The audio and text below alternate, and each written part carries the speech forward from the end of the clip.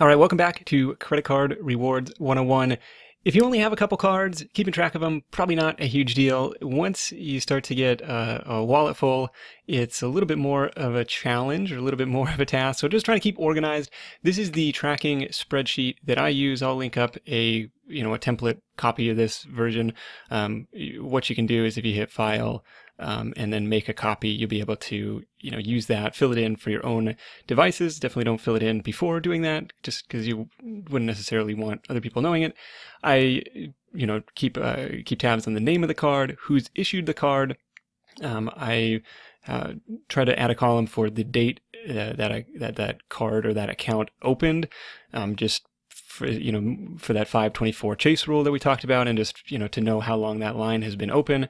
This is the type of card, business or personal, or if it's a joint card, joint account with my wife.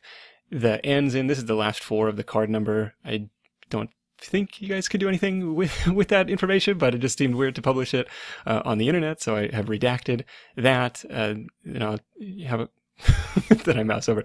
Okay, so this one ends in 8541. Great. The earns column, this is like, what kind of points or miles do you get? The Alaska one is the one that I'm currently working on now. So I just have a note in there for like, okay, I need to spend $1,000 on this card by the end of September to earn the $30,000 or 30,000 point bonus. We keep track of the annual fee, the credit limit over there, and then when the card renews, like when am I going to be hit with that annual fee again? And that's kind of like a decision time. Okay, is it worthwhile to keep that account open? A lot of times, yes, because you can put in other benefits. Yeah, it includes a free night at a Starwood property. Yeah, it includes a free night at a Hyatt property. That's worthwhile. Like this United card comes with some lounge benefits and free checked bags on United flights. Like, okay, I could see how that could pay for itself in terms of the annual fee and stuff like that. And then I'll keep a note of the accounts that I have closed as well.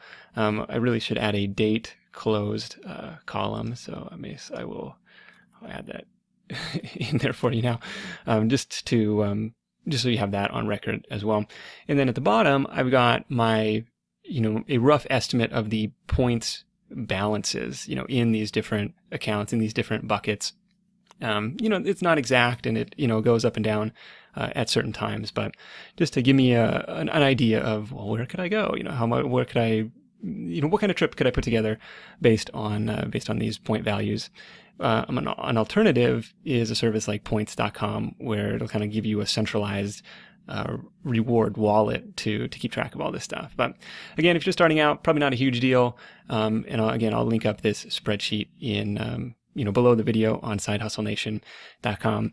In the next video, I'm going to show you how you can come up with some legit ways to meet that minimum spend and do it without too much stress and hopefully too much pain on the budget. So I'll see you then.